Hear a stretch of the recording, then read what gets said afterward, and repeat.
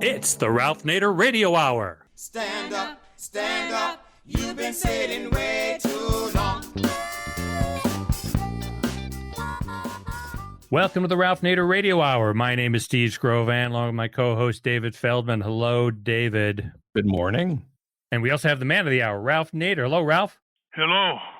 Ralph, now I think you'd be pleased to know, last week, listeners know we spoke to the president of National Nurses United, Gene Ross, and in the show, Ralph recommended that they do a social distance live protest in front of the White House, and they took Ralph's suggestion just a couple of days ago. So what'd you think about that, Ralph? I thought it was tremendous news coverage. It was on NBC, Washington Post, USA Today, and the title was Nurses Hold White House Protest Over Needs for Better Protection from COVID-19. And nurses are very credible. And one of the demonstrators, Erica Jones, who's a nurse at Washington Hospital Center in the District of Columbia, told NBC, quote, "We're here because our colleagues are dying." She stood silently as the names of 50 nurses who died from COVID-19 were read aloud in the shadow of the White House. And then she went on to say that this protest by the National Nurses United was focusing on the lack of protective equipment for the healthcare workers. And she said, quote, "I think that people right now think of us as heroes, but we're feeling like martyrs. We're feeling like we're being left on the battlefield with nothing. And I think that we should be paying more attention to what nurses and doctors and other healthcare workers are going through right now," end quote. So they demanded of President Trump to utilize the Defense Production Act to make sure healthcare workers have the necessary supplies, including critical N95 masks and respirators, face shields, and gloves. And also the Nurses United called on the Occupational Safety and Health Administration, OSHA, which Trump has crippled and weakened and virtually shut down, to establish standards for healthcare workers during outbreaks of infectious diseases. And then she got more specific, Steve and David. She said, quote, "Right now what's happening in hospitals across the country, nurses are being told to reuse their N95 masks, not only their whole shift, but for days and weeks on end. That is not safe," end quote. And another nurse at the protest said, quote, "That is not protecting us, and it's not protecting our patients. We need an OSHA standard to tell hospitals that the reuse of N95 masks is unacceptable and unsafe," end quote. And I hope this will be the beginning of demonstrations in front of the White House. Donald Trump is now in the White House. He's not going to play golf in New Jersey or Florida. And he looks out the window, we are told. And if he looks out the window and sees these nurses 6 feet apart with placards, maybe he'll sober up a bit. Look what he did. I mean, his overpromising was pretty disgraceful here. He promised that there would be 27 million people tested by the end of March, and the actual figure was less than 4 million. Another example of his fantasy promising to get through the next day's news cycle. So bravo for the nurses, and I hope this becomes a daily demonstration protest. I hope the doctors join it. I hope other civic leaders join it. Ironically, Steve and David, he is the least picketed White House resident in the last few decades. That's amazing. He's become so terrible that people say, what's the point? Well, that's a very, very passive response. He should have a demonstration right there, not a reality show, but a real demonstration day after day, creating a sort of White House media by the citizenry in front of the White House under the First Amendment. Right.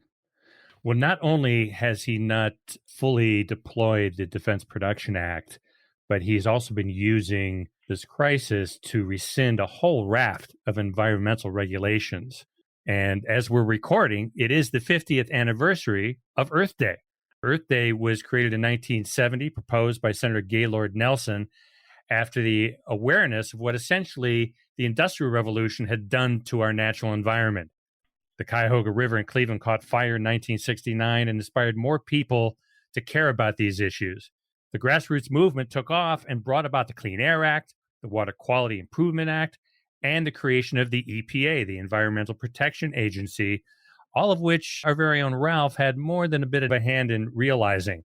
Our first guest today will be environmental historian Adam Rome, who wrote a book entitled The Genius of Earth Day, How a 1970 Teach-In Unexpectedly Made the First Green Generation. That's the first part of our show. Our second guest will be old friend, the Green Cowboy, David Freeman, an engineer, an attorney, and an author who has been called an eco-pioneer for his environmentally conscious leadership of both the Tennessee Valley Authority and the Sacramento Municipal Utility District. He is also a noted anti-nuclear activist, and we'll enjoy welcoming back David Freeman in honor of Earth Day. As usual, in between, we'll take a short break and check in with our corporate crime reporter, Russell Mokhiver. But first, let's hear about the history of Earth Day. David? Adam Rome is an environmental historian and professor at the University at Buffalo. Dr. Rome has focused his research on the environmental movement in the United States, Earth Day, sustainable business, and suburban sprawl. He wrote the books The Genius of Earth Day, How a 1970 Teach-In Unexpectedly Made the First Green Generation, and The Bulldozer in the Countryside, Suburban Sprawl, and the Rise of American Environmentalism. Welcome to the Ralph Nader Radio Hour, Dr. Adam Rome. Wow, this is so great to be here. I can't resist. I'll make Ralph feel old. But in 1970, when the first Earth Day was celebrated, I was 10, and Ralph was my hero. I wanted to be a consumer activist, as he was then known, when I grew up. And I grew up in Connecticut, as he did. And he had started a group called the Connecticut Earth Action Group that year. And the kids were going to raise money for it by taking a walk and getting pledged by the mile. And I was thrilled to be able to do that, except I wasn't able to do it. I ended up getting sick, and I didn't. And that was the first sign probably that my dream of becoming a consumer activist wasn't going to be real. But Ralph back then was talking about corporate polluters. And I didn't know too much later when I became a historian that he was really the first to use that phrase and to really direct our ire at the corporations that were polluting the air and the water. So it's great to be with you, Ralph. Well, thank you very much, Adam Rome. Actually, I spoke at the University of Buffalo right about on Earth Day. It was a huge audience there, and I was speaking several times during Earth Day and Earth Week. It was a spectacular demonstration by the citizens of this country.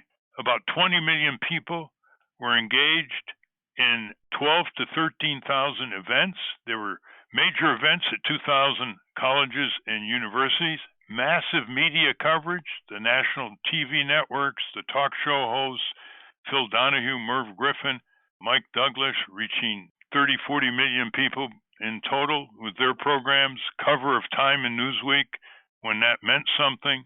And Mayor Lindsay of New York closed off Fifth Avenue for people to walk and be free of the cars. A huge rally on the Mall in Washington. Nixon looked out the White House window and said, I better get out there with Pat Nixon. And he planted a tree on the White House South Lawn in recognition of this massive drive. There was never blue state, red state, conservative, liberal. Everybody from all backgrounds protested. They were seeing the huge smog in Los Angeles, the air pollution, deadly inversions in places around the country, brown air over Birmingham, Alabama, the Cuyahoga River with oil slicks right outside Cleveland would catch on fire. It actually became a sort of bizarre tourist attraction. And you didn't have to convince people of what was happening to them with toxic air, water, contaminated food, soil. And they said, we've had enough. And they demanded change, and they got it. As you put in your book, it wasn't just a demonstration on a weekend with the energy going into the ether. In those days, they knew where the laser beam had to go, and it had to go on Congress and state legislatures, governors, and president. And they got, as Steve and David have noted, they got the Clean Air Act, the Clean Water Act. We were all over Congress testifying. Congress knew they had to act. The Environmental Protection Agency was established. The Occupational Safety and Health Administration, OSHA, was established. And a couple years later, after those two, the drive for the Clean Drinking Water Act of 1974, the Freedom of Information Act. I think, Professor Rome, this was the most consequential single civic energy day in modern American history. Wouldn't you say? Absolutely. The scale of it still boggles my mind. I mean, it's an order of magnitude bigger than the biggest anti-war demonstrations or civil rights demonstrations of the 60s. And as you say, it had so much immediate impact, but it also had a longer-term impact. It convinced a lot of people who weren't already interested in environmental issues that these were really serious problems. They weren't going to go away right away.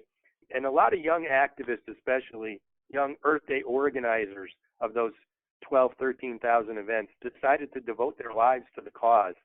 And it bred a whole generation of environmental activists and leaders. Absolutely. And they became pioneers in all kinds of ways in building the institutions that would keep the spirit of Earth Day alive and keep the pressure on to build a more sustainable society. I profiled, by the way, one in my book who was inspired by you. Kareem Ahmed was his name. And he organized Earth Day at the University of Minnesota, woke up the next morning and felt empty. You know, it had been such an amazing experience over months. What could he do for an encore? And you were just starting the PIRG, the Public Interest Research Group. And he decided to organize, to make a campaign to get PIRG at the University of Minnesota campus, and he succeeded. And then they were one of the first two, I believe, and he became the first research director of that PIRG, and then went on to a career as a public scientist with the National Resource Defense Council, where he played a huge role in publicizing the destruction of the ozone. That was just one of the many things that came out of your work that day. Your Naders Raiders also wrote some great books about water pollution, water wasteland. I can't remember the one about air pollution, but your Raiders were key in lobbying for the Clean Air Act. And that kind of energy was just all over the place. So many. And to add to what you're saying, it also stimulated the growth of environmental groups. I mean, Greenpeace started in Canada, to be sure, but it got a big lift. Friends of the Earth, David Brower, NRDC, EDF, Public Citizen, all these came out of the early 1970 energy, which of course built on the anti-war women rights and environmental efforts in the 1960s, and it just sort of reached into this crescendo. And the genius of Senator Nelson, who inspired it, was he let every local group decide how they were going to protest. Were they going to focus on a pollution hot pit in their area? Were they going to also demand that the state legislators speak before them, or members of Congress? I'm telling you, Nixon feared the rumble of the people. He just signed these bills one after the other with rather inspiring introductory speeches, even though everybody knew reactionary Nixon didn't believe in doing anything like this, but he heard the rumble of the people.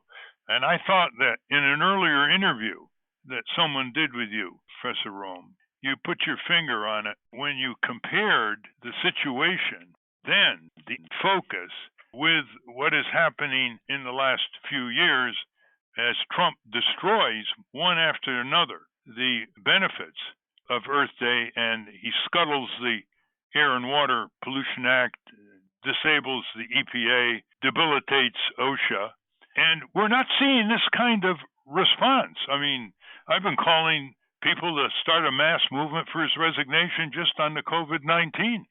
His careening, wild incompetence, lack of coordination, scapegoating, his daily press conferences disgracing the office of the presidency. Guy doesn't know what he's doing, but he thinks he does, and false promises, fake assurances, inciting people to violence, to demand opening up the country prematurely, and you just don't see that energy. And so what got to me was your comment that you thought the intensity, I think this is a paraphrase, the intensity of local organizers is largely missing from climate environmental activism today. Could you elaborate on that as an environmental historian? There are a lot of young people today that are carrying on, I think, in the Earth Day tradition, that are fiery and passionate.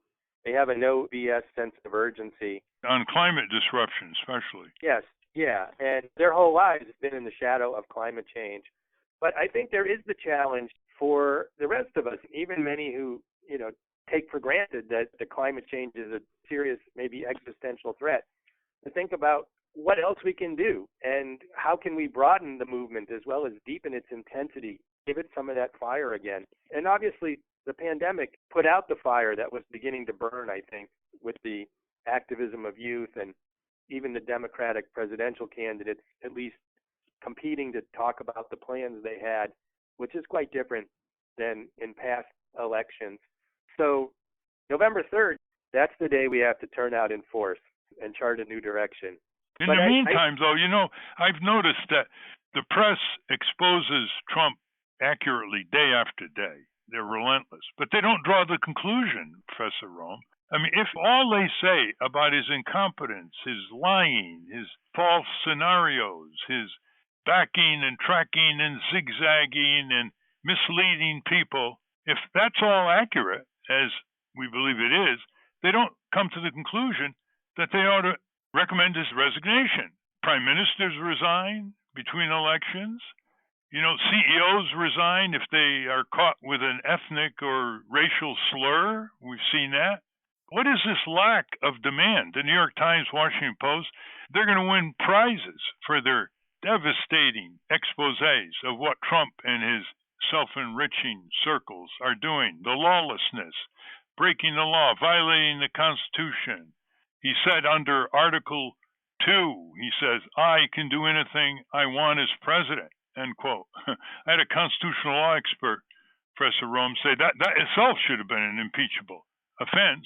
And you got a passive Congress sort of giving up on him. What are you going to do? He gets away with everything. And then the citizen groups are not making coordinated demands. Public Citizen put out a statement a few weeks ago demanding his resignation. But there's never been a better candidate for resignation in the midst of this COVID-19 disaster. And every day that he careens wildly and zigzags and lies and doesn't lead and contradicts his scientific experts, people are dying. He could have caught this in December and January, and it would have been a fraction of what is now unraveling all over the United States.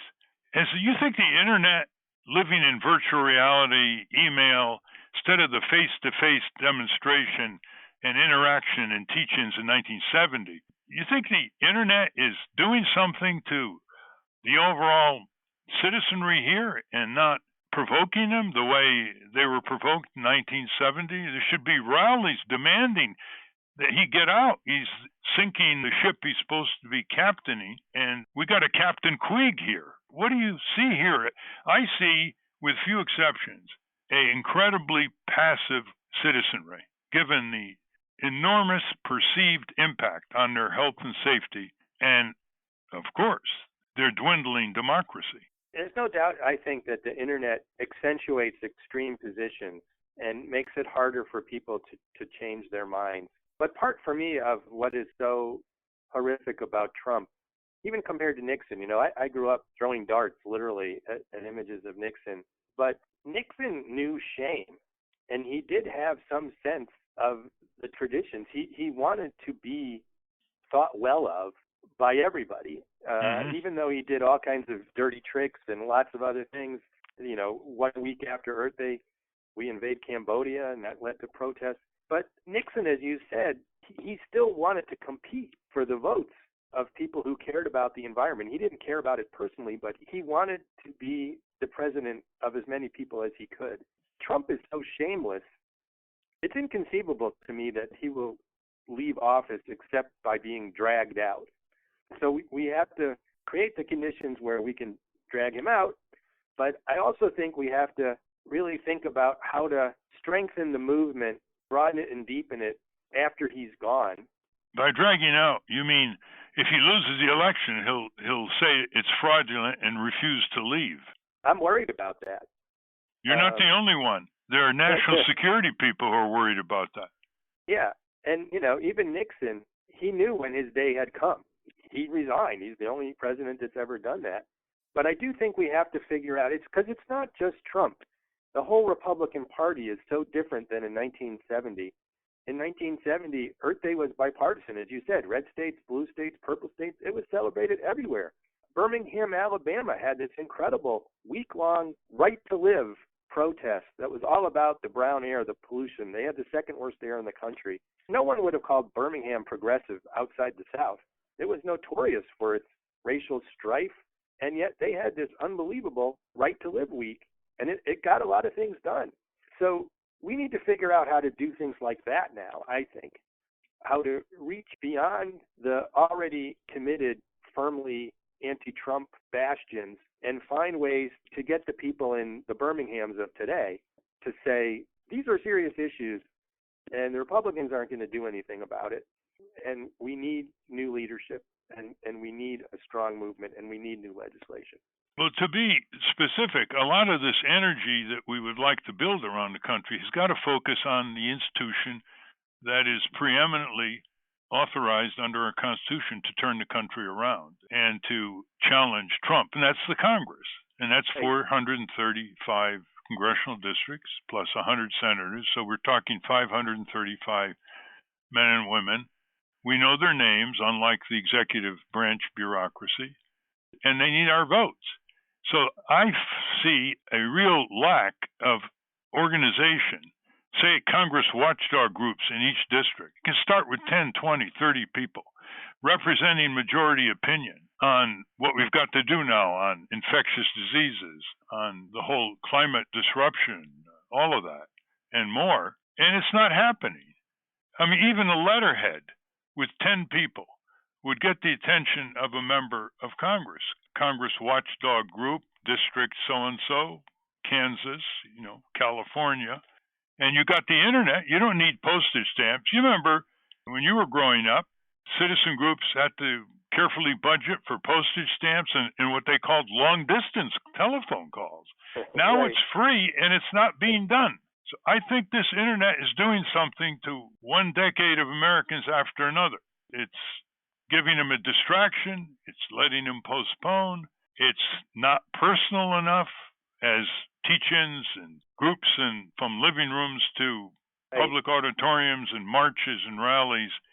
Asking on this program before, we've asked historians, help us on this. What is going on? Things have never been worse in terms of environmental devastation coming. I mean, there's less lead in people's bodies because of environmental movement. The asbestos is now almost banned everywhere, which killed hundreds of thousands of Americans, including shipyard workers. But globally, obviously, the ferocity of a nature abused, responding with floods, droughts, fires, sea level rises.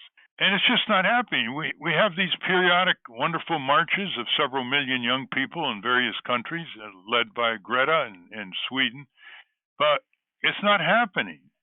And we got to ask why, because it's not that hard to turn Congress around with less than 1% of the people organized in congressional districts, as I've said many times, representing public opinion, knowing what they're talking about, and basically summoning the senators and representatives to regular town meetings created by the citizens with the citizens' own agenda. So there's no intermediary, there's no voicemail, there's no political flack between them and their two senators and representatives. And we're just not getting help from political scientists, sociologists, anthropologists, historians. Give us some of your reaction here. I actually have to go to give a virtual talk shortly. I've been thinking about this a lot. I really see the first Earth Day as a model of how to build a powerful grassroots movement that can make change in all walks of life, starting in the nation's capital and in state capitals and in the agencies of government, but branching out into all kinds of other institutions. And for the attention span shortened folks out there, I should also put in a plug. I did a 90-minute version, up to date, thinking new again about what the lessons are of Earth Day, how it can help us with the great challenges we face today. That's an Audible original, and people can get it from Audible. And again, I think you're right on. We need that fire. We need to bring to bear the kind of collective action that made Earth Day in 1970 so powerful. And we need everyone. We need all hands on deck. And it's inspiring for me. It's been a privilege to talk with you, to hear your powerful voice still after all these decades, stoking us on, and that really gives me heart. So well, thank you again. We're talking with Adam Rome, and before you leave, Adam, I just want to tell you that when I go in and out of congressional offices and visit liberal and progressive members, they basically are saying, make the people make us do it. We have to have the people make us do it. That's what Roosevelt said. Yeah, it's just amazing. You go into the corridors and you see lobbyists from the oil, gas, chemical, pesticide, drug, hospital, chain, industry, everywhere. And then you see some people who are really tourists. They've been in Washington, they've visited the Washington Monument, Lincoln Memorial, Smithsonian, and they want to drop in. You just don't see the kind of fervor. And I've often said I'd rather talk to 1,000 people in an auditorium, person to person, than 20,000 people over the internet. Yep, absolutely. And so whatever you can do to stoke the fires, your book really conveyed the intensity. It's called The Genius of Earth Day, came out in 2013, and it's relevant today as the day it came out. It's the history of the first Earth Day, and its concrete ramifications and benefits in terms of the kind of regulatory health and safety standards that, until the recent reversals by Trump and others, really advanced the health and safety of the American people. And so I hope that you will provide us with this enlightenment with your fellow historians about how do you stoke up civic motivation and connect it citizen to citizen. Never takes more than 1%, as I have demonstrated in my little paperback called Breaking Through Power, It's Easier Than We Think. The first thing is to get people to understand that they can overwhelm and control Congress in a matter of months.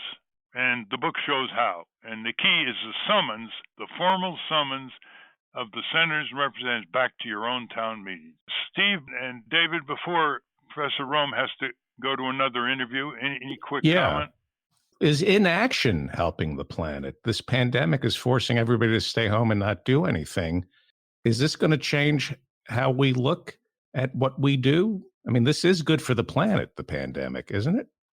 Not necessarily. I mean, on the one hand, we can see abruptly, because of the cessation of activity, just how huge our impact is and how much better in some ways some things are without that impact. On the other hand, it's making everybody desperate and anxious and worried about their jobs and their future. And in the short run, it's going to make it harder to get action on issues like climate change. So it could go either way, but it's all about what we make of it. And that, for me, was the message I got again and again from the Earth Day activists. And it's obviously Ralph's message as well. So it's been great talking. Keep up the fight, and I'm doing what I can, too. Thank you, Adam Rome, author of The Genius of Earth Day. And let me thank your parents who took a 10-year-old child in Connecticut and turned them into a aroused and committed citizen and environmental historian. Thank you. That's very nice. Thanks so much. We've been speaking with Professor Adam Rome. We will link to his work at ralphnaderradiohour.com. Now we're going to take a short break, but when we come back, we welcome back, in honor of Earth Day, the Green Cowboy, S. David Freeman. But first, let's check in with our corporate crime reporter, Russell Mokhiber. From the National Press Building in Washington, D.C., this is your Corporate Crime Reporter Morning Minute for Friday, April 24, 2020. I'm Russell Mokhiber. Whole Foods is keeping an eye on stores at risk of unionizing through an interactive heat map. That's according to a report from Business Insider. The heat map is powered by an elaborate scoring system which assigns a rating to each of Whole Foods' 510 stores based on the likelihood that their employees might form or join a union.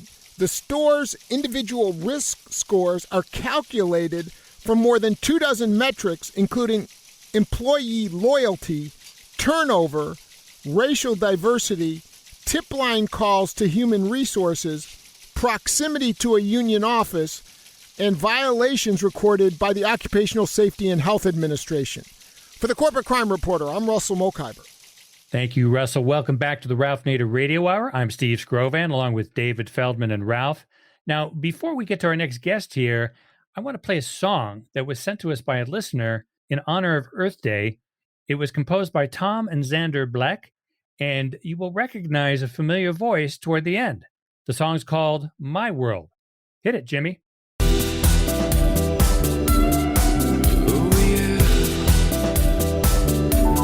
I don't know what to say. There's something in the water, there's something in the air.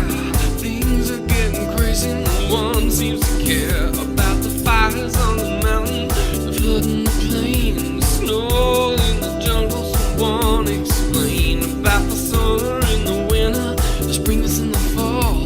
Coastlines disappearing, our backs against the wall. The North Pole she's melting, the South is under siege. The earth is shaking daily. Someone tell me please what's going on, 'cause I don't know. How come the birds ain't heading south no more? The cows ain't in the rain, salmon swimming downstream, Chinese get the blame.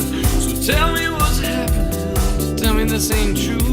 This lonely planet's crying out, so what you gonna do? What you trying to do? What you trying to do? I said, what you trying to do? What you trying to do to my world? You see, science is a problem, yeah. They're telling all the lies, scaring all the people. They say you're gonna die. The sky ain't really falling, 'cause the border sky your back. But trust in your brother, don't confuse me with the fact.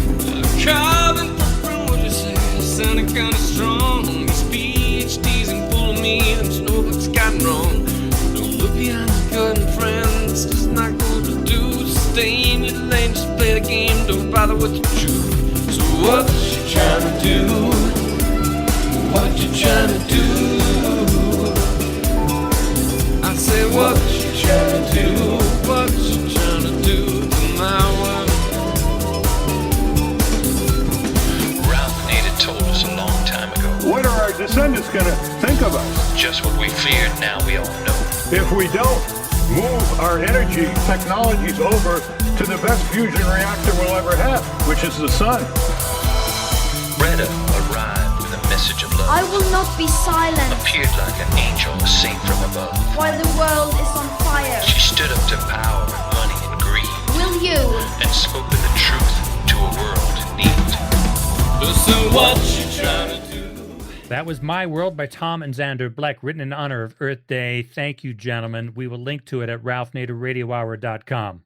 Our next guest probably holds the record of appearances for this show. And in honor of Earth Day, we welcome him back. David Freeman is an engineer, an attorney, and an author who has been called an eco-pioneer for his environmentally conscious leadership of both the Tennessee Valley Authority and the Sacramento Municipal Utility District. He is a noted anti-nuclear activist and the author of a number of books on energy policy, including Winning Our Energy Independence and his latest, All Electric America. Welcome back to the Ralph Nader Radio Hour, David Freeman. Well, it's an honor to be invited back. You know, you get invited once, that's pretty good, but when you get invited back, well, that's a real honor. Well, David, you've been around a long time, so you have a perspective of many decades. You've run major utilities like the giant Tennessee Valley Authority, the Sacramento District, the Los Angeles Municipal Utility, even one in upstate New York. And you've, until recently, been negotiating with Pacific Gas and Electric for shutting down the last nuclear plant in California. You have shut down about a half a dozen nuclear plants, a great advocate for energy efficiency, and electrifying much of our economy driven by renewable energy sources, not by burning coal. And now you have this COVID-19 pandemic sweeping the world, and it seems like it's just beginning. And countries being unprepared, our country grossly unprepared, delayed reaction due to the careening, egocentric, misleading Donald Trump. But you're always an optimist. And what do you see the silver lining here? Not just in terms of hoping, but what do you think the response once we get over this COVID-19? What do you think society is going to be like? Well, it's not going to be like it was before, I don't think. Especially if we just learn the lessons that we're being taught here. Let's think in terms of, getting this kind of behind us, although it never will behind us. What have we learned here? We've learned that people are capable of unbelievable change almost overnight if they're afraid. Also, I think a lot of people now will have to accept the fact that we damn well better listen to the scientists, because we didn't listen to them when they warned us that the pandemic was coming and we weren't prepared, and no one advocated getting prepared. So that is a big lesson, hopefully, that we learned. And we've also learned that we have technology that can cut our transportation in half, and we might even have a better life as a result of it. It seems to me that if you start looking at it from a climate point of view, the largest source of greenhouse gases is in transportation. And Lord knows that it's been cut way back out of fear. But now perhaps we can recognize that most of the business travel is completely unnecessary, and that most people might have a better life if they went to work 3 times a week and worked out of their homes a couple of days a week. I'm not smart enough to kind of get too precise at the moment, but let me put it this way. The governors, especially the big city mayors and all, that have been uttering these beautiful words like 100% renewable, and they're all for the environment, they're doing the reopening plan. Let's bring the environment front and center into our reopening plans. I think it's time for the environmentalists, hopefully that would be all of us, to start thinking big again and making something big happen. I mean, it almost breaks your heart to realize that it took this virus to get us to realize that we really don't have clean air yet.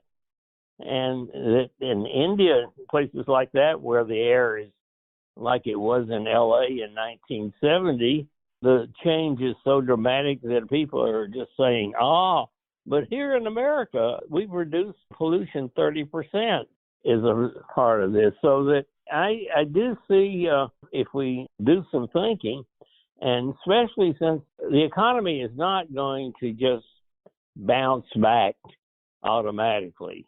So we have a new opportunity to try to help shape the post-COVID economy in a climate-sensitive, enjoy life-sensitive, compassionate basis. And we need to get our leaders to start talking about that. The beautiful thing is that it's the state and local governments that are think they're deciding on reopening our economy. But I'll tell you who's going to really decide is one person at a time, because just speaking personally, I'm kind of indifferent to what the federal government or even the state government says I can do. I'm going to be doing it, on the basis of evaluating how it affects me. And I think if we remind people that between Zoom and Skype, and I don't know, they call it Blackboard for the kids, the teachers, all of this technology, it needs to be used permanently, not in a coercive way, but at least providing the incentives to go that way. So, David, hearing you say this makes me wonder when the wise elders, as we used to call them, are going to come together. We have a government now where the worst are in charge, the best are on the sidelines. People who have experience, who look out for the best in the country and posterity, they're still around. Some of them are ex-governors and ex-members of Congress. A lot of them come from other areas of life, academic, law, business. Nobody seems to be bringing them to the forefront in order to make the kinds of proposals that need to coalesce in the electoral process this year for getting what's called a silver lining to this horrible epidemic. That is, in terms of the resilience, we're seeing resilience now. We're seeing people changing their routines when they never thought they would now. But we need to have the functional response for a new kind of society that puts important priorities first. And frankly, appeal to the common sense of the American people instead of what we're getting out of television these days is simply repeating the facts about the virus up to the point where if you're not scared about the facts, you can certainly get kind of almost give up. I mean, this is the greatest opportunity for an environmental renaissance that we've ever had. The virus has done more to shake things up so that people are, I think, open to accepting the fact that just because it hadn't happened yet doesn't mean it can happen. And at the time when we're spending trillions on relief for needy people, unemployed people, and bailouts for undeserving corporations, now the Congress is used to trillions. We need several trillion for infrastructure, for repairing in every community, creating great jobs, and repairing, upgrading our transit systems, and water and sewage systems, schools, highways, bridges, we know the list. That would be a great response as well, strengthen local communities. It certainly would, and even this guy that claims to be president is talking about something like that. I mean, who is it? There's this fellow that was the mayor of Chicago that says there's no crisis that should go wasted. I mean, this is the largest crisis we've ever had, at least since World War II, and it's larger than that. And thus far, where is the so-called environmental movement? Well, it's not moving, that's for sure. You've been pretty critical of the big environmental groups. They're very litigation-oriented, properly. That's where their expertise is. But they're not really mobilizing. Apart from Lois Gibbs and her group, these big environmental groups don't have the kind of grassroots momentum that they could even generate something like Earth Day 1970 with 20 million people participating and generating a rumble that was heard all the way to Nixon's White House, who signed all these bills into law because he feared the rumble of the people. Yeah, I don't go out of my way to pay you a compliment, but Nader's Raiders knew what the hell they were talking about. And even the so-called activists nowadays, and I have great admiration for the Sunrise Movement and the young people that are talking good about climate, but they don't have a program. A Green New Deal is a terrific slogan, but there isn't anybody advocating anything to implement it that I see. It's easy to talk about getting clean in 2030 and 2040. How much political courage does it really take, to go to Paris and have a non-binding agreement and come back here and say in 2030 or 2040 we're going to be net 100% renewable, and they put the word net in front of it. That means they're going to have offsets, and so if you're clean in Africa, you can pay for it, and you're okay in America. It is an embarrassment to me to hear what the good guys have been saying. So I've kind of divide the world up to now into two categories. They're the dumb deniers that just don't believe in the science or don't care. And then there are the intelligent deniers that talk a good game, but they hadn't done a damn thing that Mother Nature notices. We're burning as much gasoline until the virus hit us as we were 20 years ago because we've got about double the number of cars. And they're all burning gas, but the virus showed us that we can probably get by with half the transportation. And then when we start giving these big companies billions and trillions of dollars, can't we attach some conditions to them I mean, the automobile industry, I don't know if they're getting money out of this or not. They probably will. But even in the last recession, I mean, we had a chance to tell the automobile industry, yeah, we'll bail you out if you start making only zero-emission cars. And we didn't do that. We haven't exerted the leverage that we have. My criticism, frankly, Ralph, is more of the good guys than the folks that are just emotionally incapable of accepting the fact that we have a problem, or intellectually incapable, or just incapable. But now it's a whole new ball game. And rather than criticizing, my purpose is to try to get the mayors, big city mayors and governors are among the best public elected officials we've got. And why, in the name of common sense, can't they bring some people that know something about the subject into their offices and build climate action, not talk, but climate action into the recovery plan? You know, if everybody had the option of staying home and working at home half the time, I just think a lot of people would take it.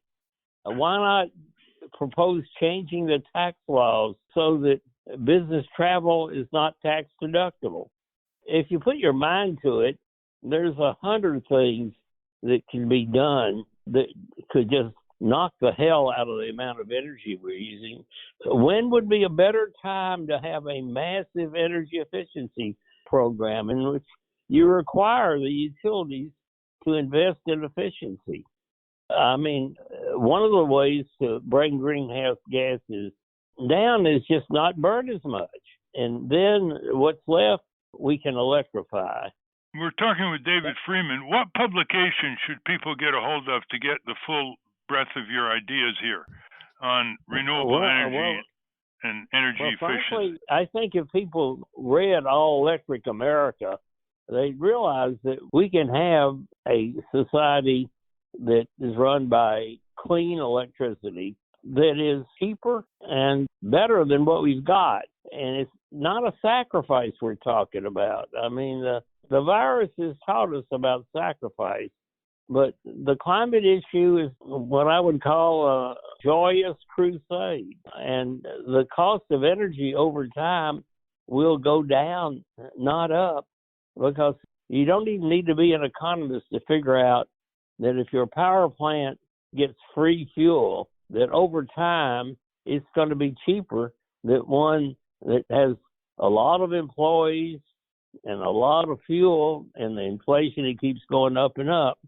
You know, when I ran the New York Power Authority, I was selling electricity for 1 cent a kilowatt hour from St. Lawrence and Niagara dams and making 90% profit because the dams were paid off. And we had all that electricity coming out of Niagara Falls with 8 people up there. Well, the solar and the wind is pretty much like a dam. You know, once you've built a thing, we talk about green jobs. The green jobs are in building. But once you've built a windmill, a wind farm, or a solar farm, you have virtually zero upkeep and zero fuel costs. So especially if it's public power and you've invested in 3 or 4% money, which you can do nowadays. So Bernie was on the right track. Basically, if we went to public power, we don't even need to go there. But if we did, we would dramatically reduce the price of energy and as well as save our planet. And I think that proposition can be sold. You know, I think people's thinking has got to be loosened up now. And this is a crisis that if we can beat the virus, and sure, we ought to be able to do what we're talking about. Dave, tell our listeners how they can get more of what you've written and proposed. Do you have a website or what? Yeah, there's a website called All Electric America. It's the website. Okay, All Electric America. Before we close, Dave, Steve, any comment, you or David?